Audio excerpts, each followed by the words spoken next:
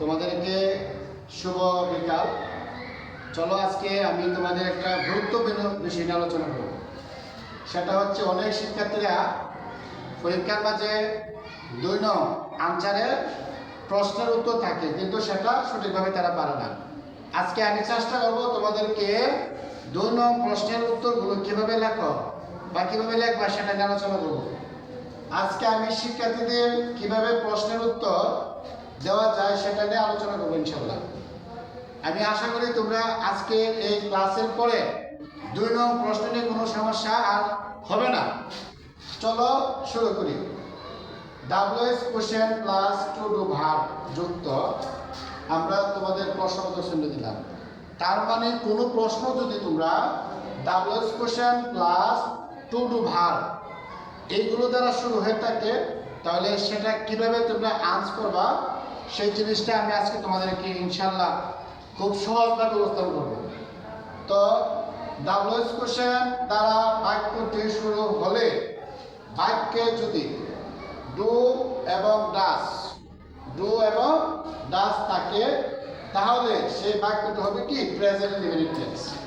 আমরা যদি এখানে বাক্যের মধ্যে কি থাকবে ডু এবং ডাস, বাক্যে যদি WH কোশ্চেন প্লাস ডু এবং ডাস থাকে, তাহলে অবশ্যই শিক্ষার্থীরা তোমরা বলবা বাক্যটা হবে কি প্রেজেন্ট ইনডিফিনিট টেন্স। বাক্যটা কোন টেন্স হবে? Present indefinite tense. তো প্রেজেন্ট ইনডিফিনিট টেন্সের গঠন অনুসারে তোমরা সেই প্রশ্নের উত্তরটা লিখবা। WH কোশ্চেন দ্বারা বাক্যটি শুরু হলে বাক্যে যদি তোমরা এখানে কি আছে ডিড থাকে, তাহলে বাক্যটি হবে ফার্স্ট ইনডিফিনিট টেন্স।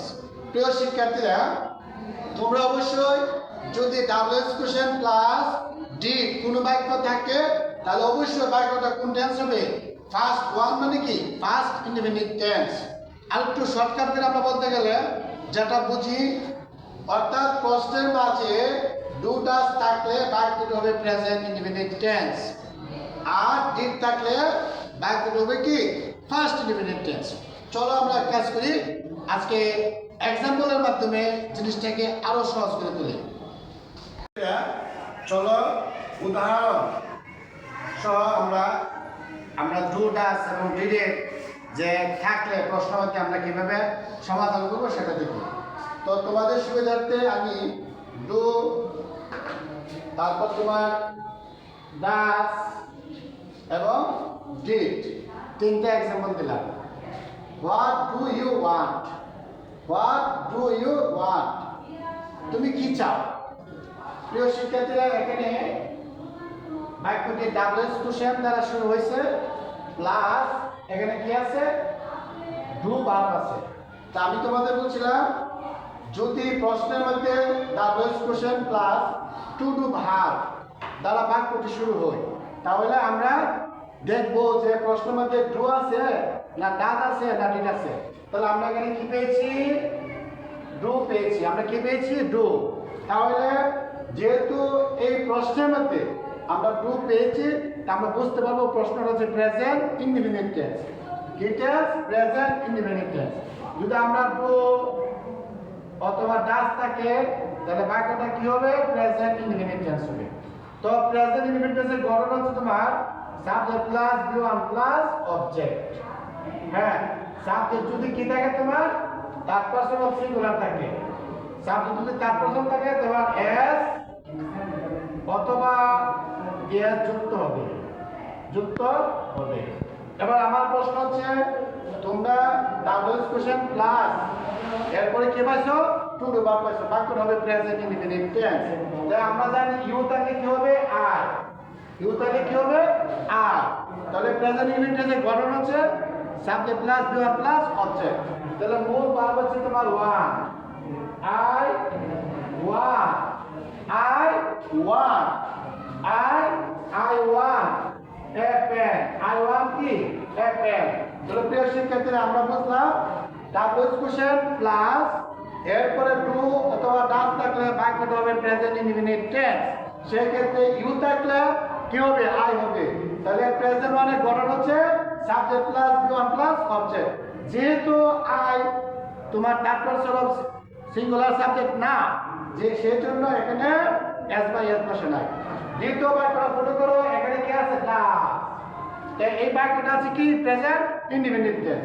সেই ক্ষেত্রে সাবজেক্ট কি আছে দেখো হি, সাবজেক্ট কি আছে হি। হি তো তোমার থার্ড পারসন অফ সিঙ্গুলার। এখন যেহেতু বাক্যটা প্রেজেন্ট ওয়ান আছে, এই জন্য subject plus V one plus object. তাহলে এখানে কি আছে তোমার মূল ভার্ব হলো লিভ, যেহেতু থার্ড পারসন এই জন্য এস বাই এস যোগ হবে। Where does he live? He lives in, আমরা লিখতে পারি Mymensingh। He lives in Mymensingh। তো আমরা where does he live, সে কোথায় বাস করে, এটা স্থানের নাম বলতে করছে। আমরা জানি where দ্বারা প্রশ্ন করলে স্থান বোঝা, যেহেতু এখানে ডাজ আছে তার বাক্য হবে প্রেজেন্ট ইন্ডিপেন্ডেন্ট টেন্স। আসো আমরা একটু দেখি, এখানে তুমি দেখো double question plus did. Did থাকলে আমরা কি লিখতে পারি, ডিড থাকলে ফার্স্ট ইনডিফিনিট টেন্স হবে।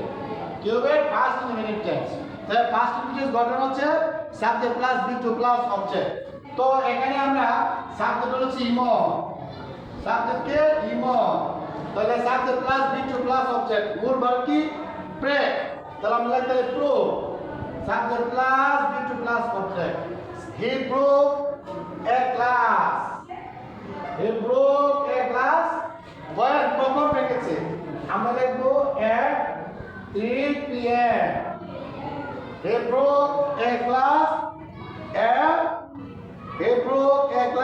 at 3 p.m. তাহলে মাই ডিয়ার স্টুডেন্ট, আজকে আমরা যা আলোচনা করলাম সেটা হচ্ছে ডিড থাকলে বাক্য হবে first indefinite tense, do does থাকলে বাক্য হবে কি প্রেজেন্ট ইনডিফিনিট টেন্স। একটা কথা আমি তোমাদেরকে বলি, সেটা হচ্ছে এখানে একটা নোট লিখবো। এই নোটটা হচ্ছে প্রশ্নের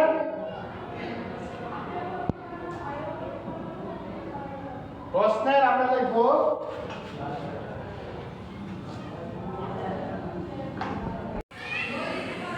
প্রশ্নের উত্তর লেখার পর ডু ডাজ ডিড উঠে যাবে। তো আমরা যে জিনিসটা বুঝলাম, এই প্রশ্নগুলো লেখার পর আমরা কি বলবো, ডু ডাজ ডিড উঠে যাবে। এইগুলো তোমাদেরকে টেন্স শনাক্ত করে যাবে, এরপর ওগুলো উঠে যাবে। ধন্যবাদ। আজকের এই ক্লাসটা তোমাদের ভালো লাগলে অবশ্যই তোমরা আমার ইউটিউব চ্যানেলে সাবস্ক্রাইব করো।